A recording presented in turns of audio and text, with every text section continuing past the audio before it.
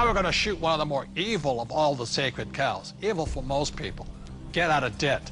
And a lot of people are saying, cut up your credit cards.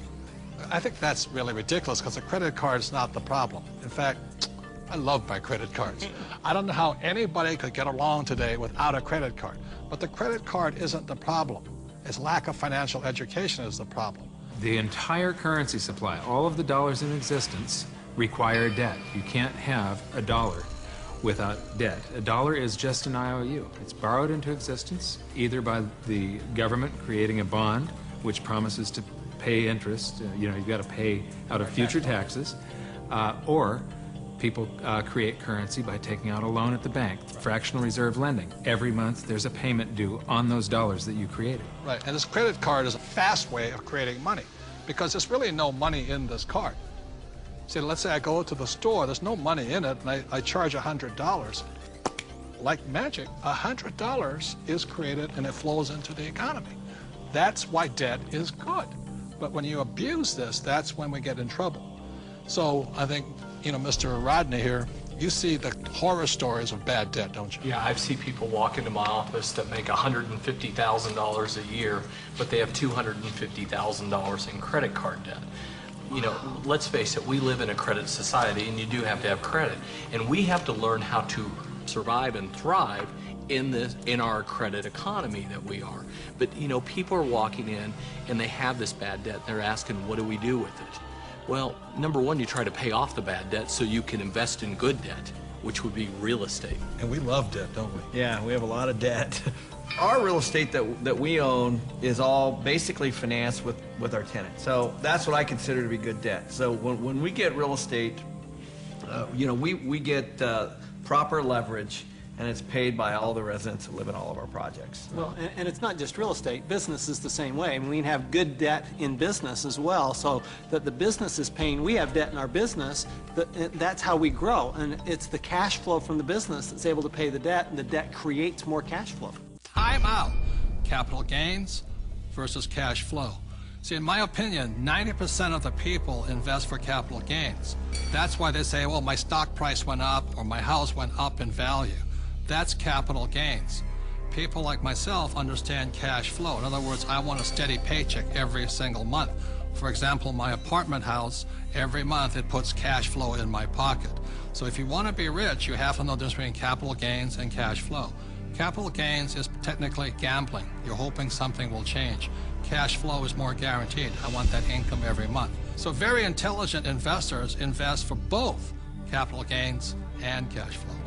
People say, I like real estate. I don't really like real estate. I just love debt because it's so easy to get a loan on real estate, right? Well, here, I like the analogy that you use sometimes. Say if you put $1 million of cash into a mutual fund, you get whatever you get paid. But if you put $1 million of it in a down payment, for some kind of a commercial project like we have, you actually buy a $5 million project. Right. So you're actually getting a $5 million asset with $1 million versus $1 million of mutual funds, and so the value you're creating on that real estate is on the $5 million, not the $1 million. Well, by using banks' leverage. And the tax benefits that you get on the real estate isn't on the $1 million either. It's on the $5 million. So you not only increased leverage on your cash flow and on your growth in your asset, but you've also increased your leverage on your taxes. Well, here's what we're doing. We get these loans, the tenants are paying them off. That's the point.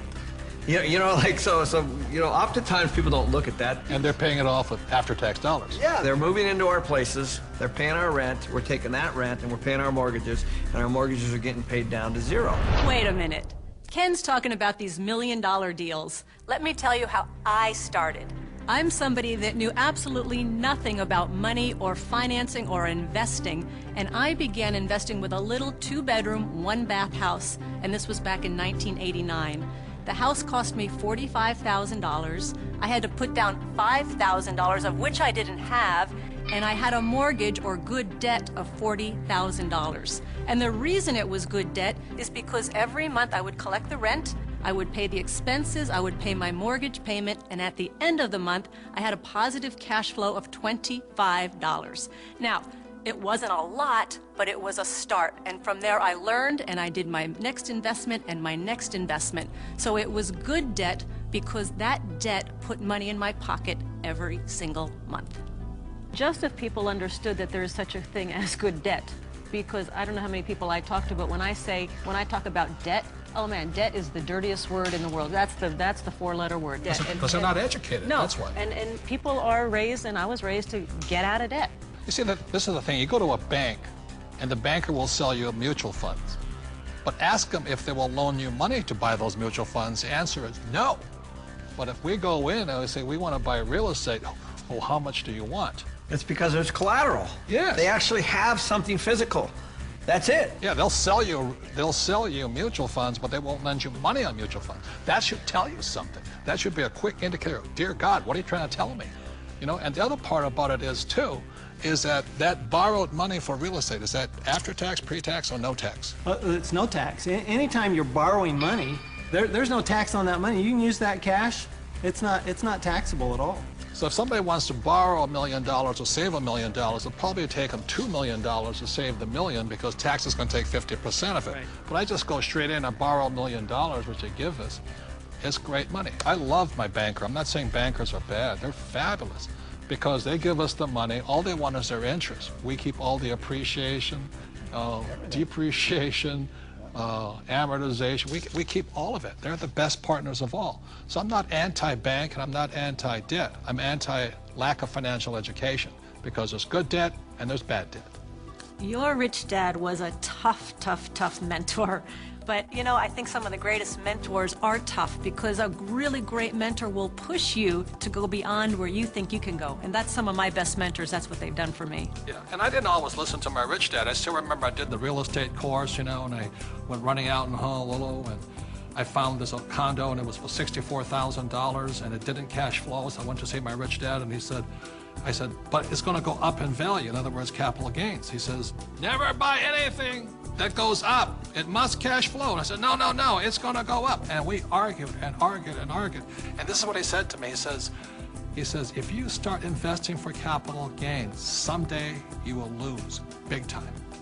So that I let that condo go. I didn't pay $64,000. Today it's probably worth $300,000. But I learned the lesson from my coach, my rich dad. If I had gotten into the habit of buying for capital gains, either the price of stocks going up or real estate going up, I might have been wiped out in this crisis. So that's why a coach and a mentor keeps you onto your plan. And helps you create and develop very, very good financial habits. Because if you have poor financial habits as you're in your personal life, you're going to take those into your investment life. So one of the most important things is they will help you develop great financial habits. Because when markets go up, greed sets in, and greed makes people stupid.